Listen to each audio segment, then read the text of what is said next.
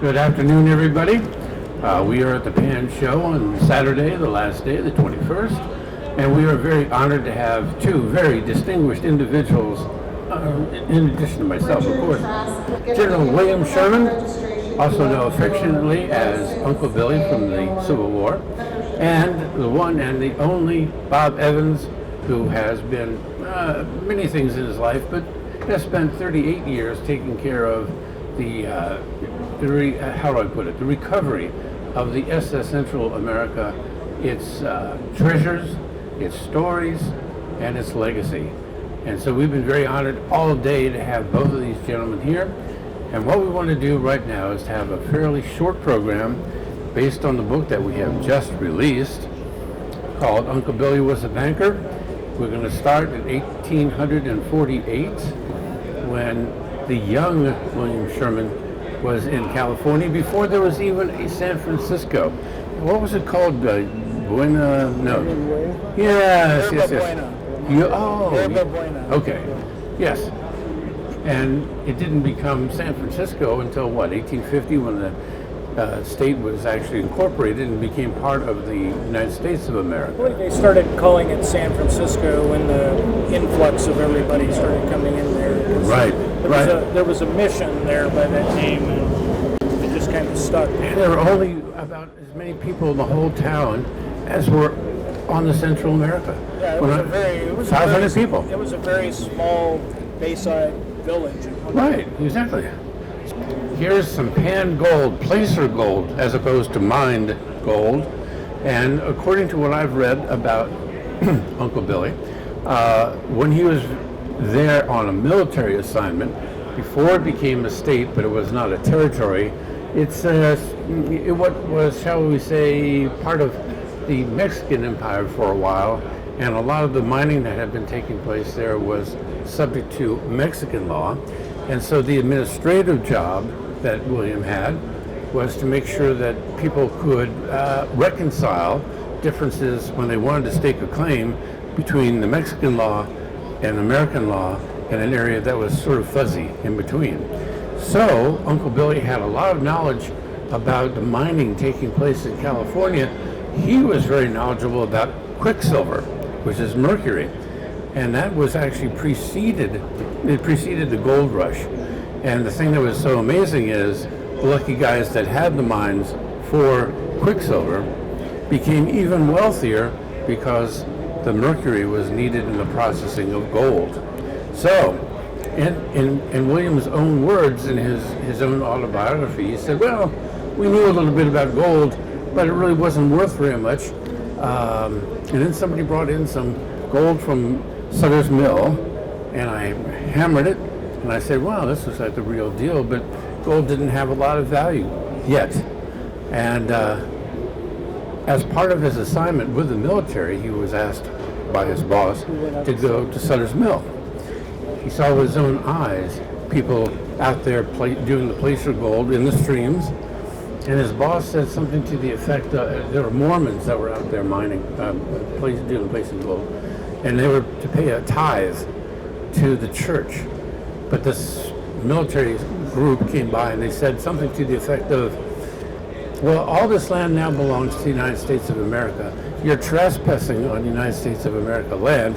However, you're doing my government, our government, a big favor by mining this gold and turning it into the kind of money that rolled out onto the SS Central America.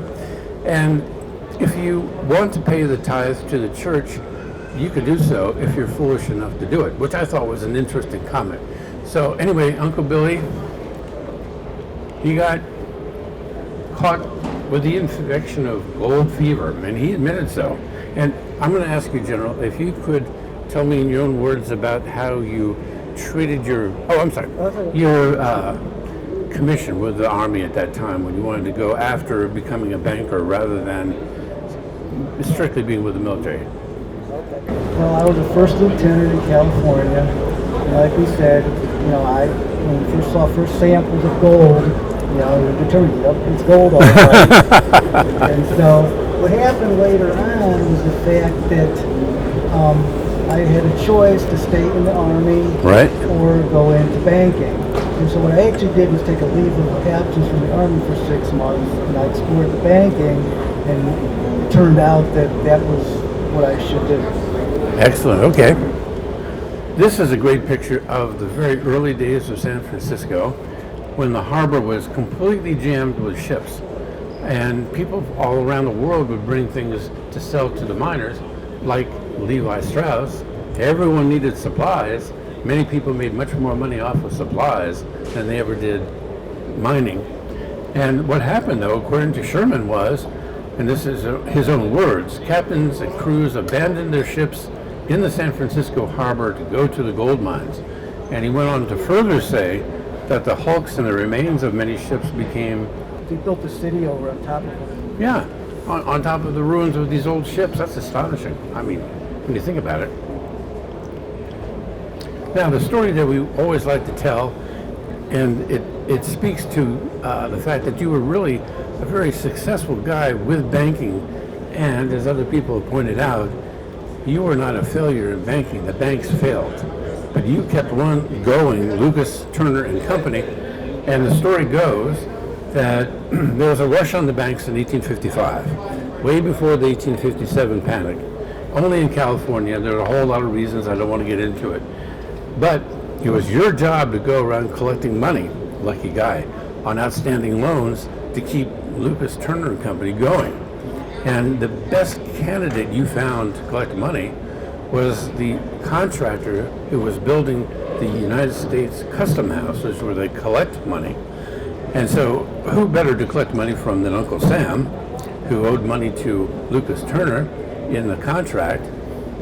And I don't know how you did it. I don't know what strings were pulled, but the word went out, and by the next morning, before the bank opened, you had collected $40,000 in gold coins from the mint in 2 bags that you put in your saddlebags.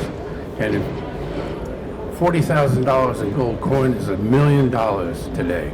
So you just kind of rode down, sauntered down the busy San Francisco streets. Yeah, as long as nobody knew you were carrying $1 million. I almost didn't either because I didn't break the seals or open the bag. So I Oh, knew exactly what I had. you didn't exactly know what was in there, but you saved the bank. Now, the bank still failed in California. It was in 1857 that Lucas Turner failed in New York. So you kind of you bounced from San Francisco, and you had a great job in New York for a month, 5 months, I don't know. It was a short period of time. The Central America goes down, and your career goes down with it. But we're not quite out of San Francisco yet. This is a beautiful picture. We talked about this yesterday, Bob, of some of the premier coins that were minted in San Francisco. That's a beautiful double eagle, 1857S. You called it a premier coin, a showcase coin. I can't remember what it was. I don't know. All right. But let me ask They're you. superlative. Yeah, you just may mention a few. I mean, these coins are superlative because they saw no circulation. Okay. They were made. They were received from the mint. Often, the Central America treasure is characterized by the unknowing press as a mint shipment, which it was not a mint shipment. The people that were shipping gold in the Central America had done their business with the mint, and they had received in payment for their gold deposits at the mint, they'd received lots of double eagles. Mm-hmm. They would take those double eagles back to their shop, and they would box them up, often into even numbered amounts of double eagles in each box. For instance, we know of this one box in particular out of which some amazing coins came that was exactly $3,000. We know from the dimensions of the interior of the box that it was made to hold 2 rows of 5 stacks each of 15 coins each. When you do the math, you have 150 double eagles in that. Yep. And so you've got 10 stacks of 15, and that comes to $3,000 exactly. Yeah. So as soon as those coins were boxed and put in those boxes, they saw no more handling, no more bag marks, no more any kind of blemishes on them. That's why we find an awful lot of the double eagles from the SS Central America are in these spectacular 1865 and above gem conditions. Wow. Wow. It's quite amazing, and up to 1867 plus. Oh, you need MS, right? Yeah, mint state 67 plus. Okay. Is where it's topped out at the moment. Wow. Wow. Who knows? But Sure. it's amazing how little circulation these coins had. Now, Bob, with your help, I would like to expand on the private assayers. Now, did they actually continue assaying privately these ingots past the time the San Francisco Mint opened? I mean, I know that the Mint has an assaying function, but... Well, the private assayers, or at least a few of them, stayed in business for a number of years. Okay. Because they could turn things around faster than the Mint could. Yeah. Basically. The Mint was a huge operation, and it could take several days in order to get your true value back in coin from there. Got it. This is also why there was a lot of gold dust that ended up on the Central America state. Right. Because these miners wanted to stay in the fields mining gold as long as they could, and they didn't have time to get it converted either at an assay office or at the U.S. Mint before they boarded the ship. Okay. And so, that means that there was a lot of gold dust on it.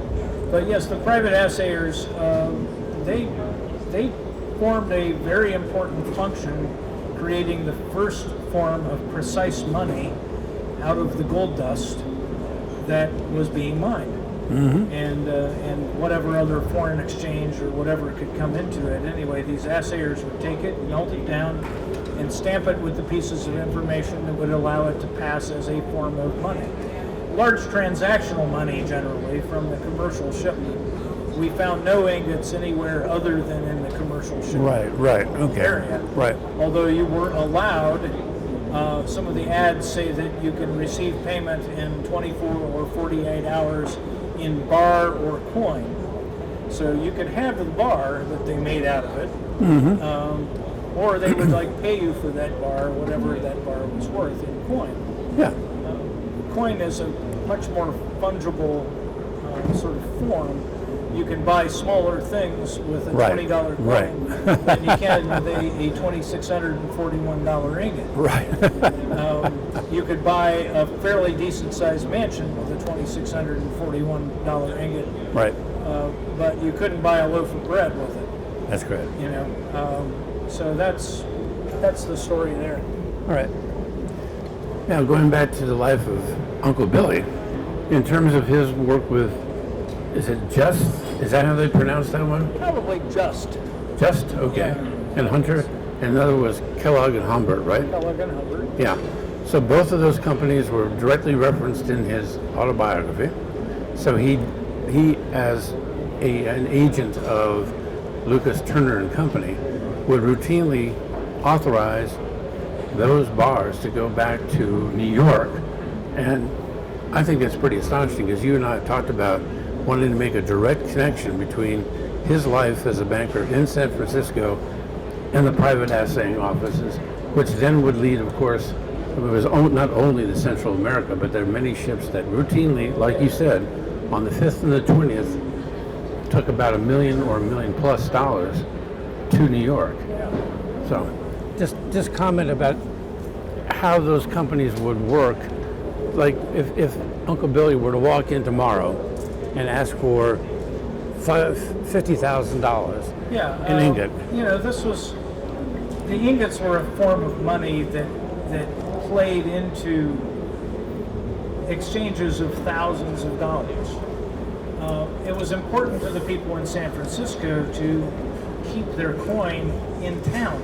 Mm-hmm. In fact, early on, before the formation of the mint, you'll actually read in the newspapers about announcements of ships, and they'll tell you how much coin they had on board, because it was so important to the local economy to know that, hey,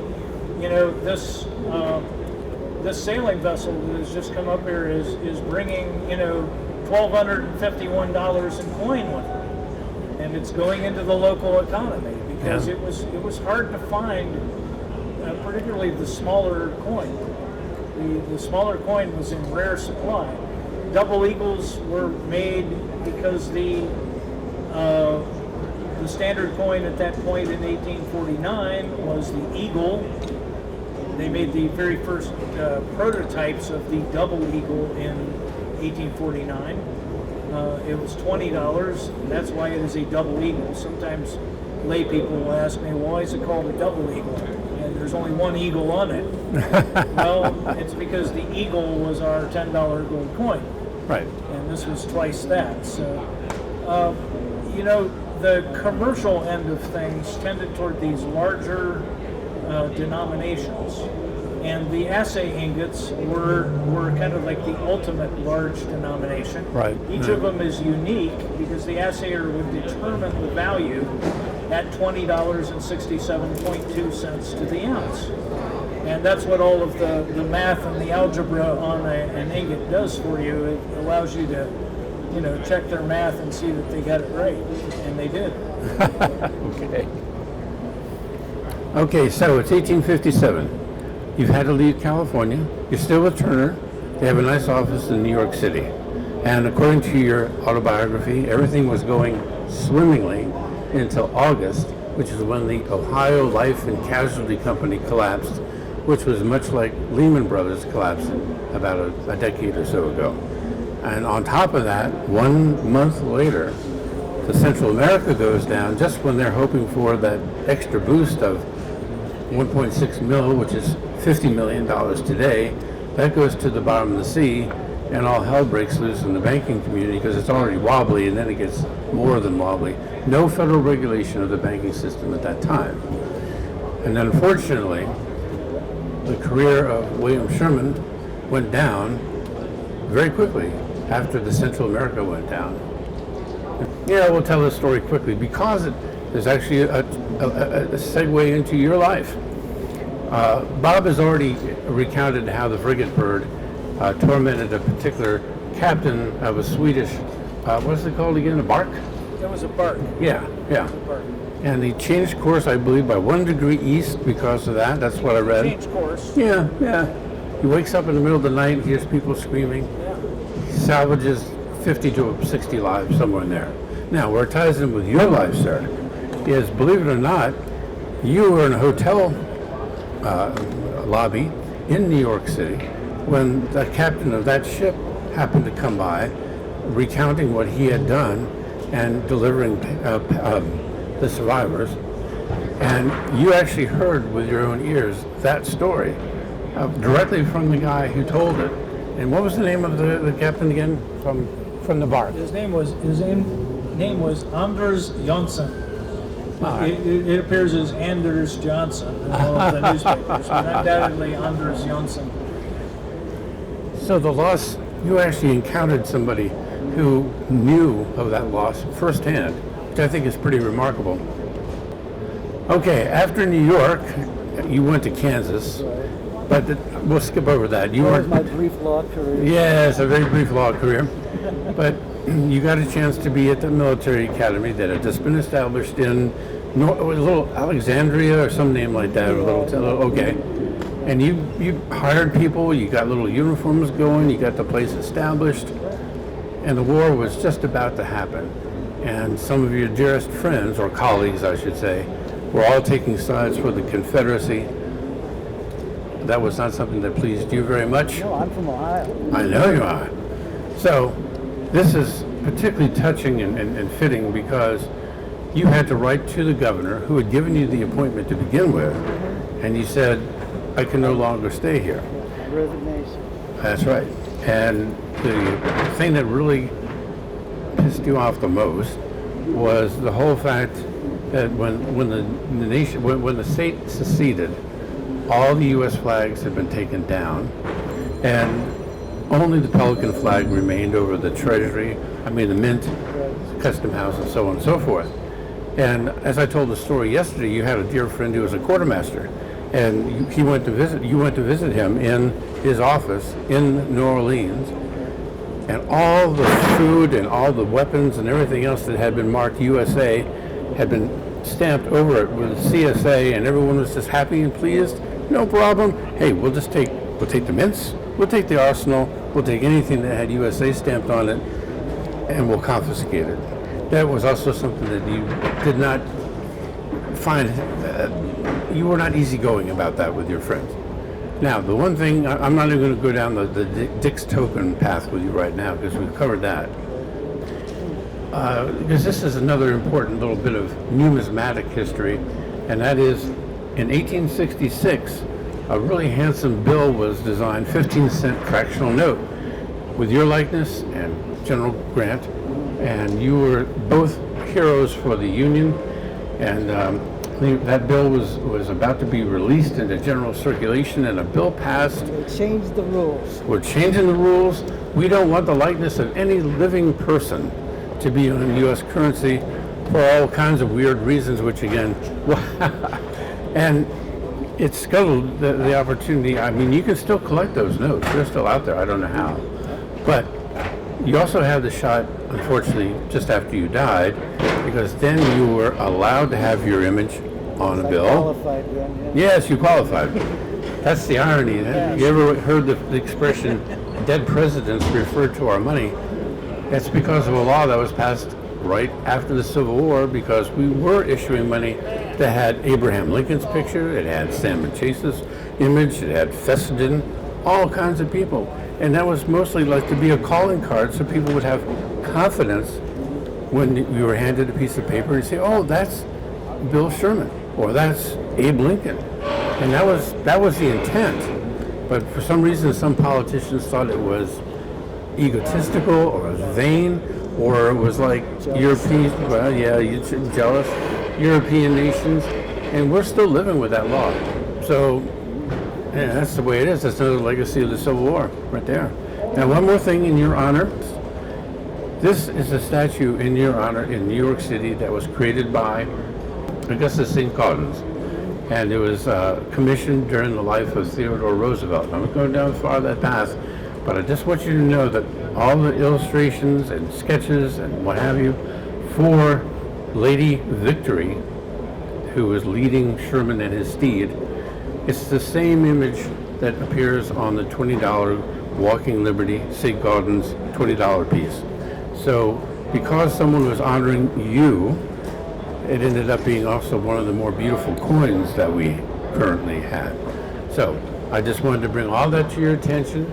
I know we're about to be tossed out of the joint, and so I just want to thank you all for being here, and I particularly am honored to meet you for the first time. I hope we can work together in the days and months to come, and I'm shamelessly going to pitch the book called Uncle Billy Was a Banker. It covers all these topics and more, and we're happy, very pleased to offer it to you. Thank you, and thank you, David Lasso.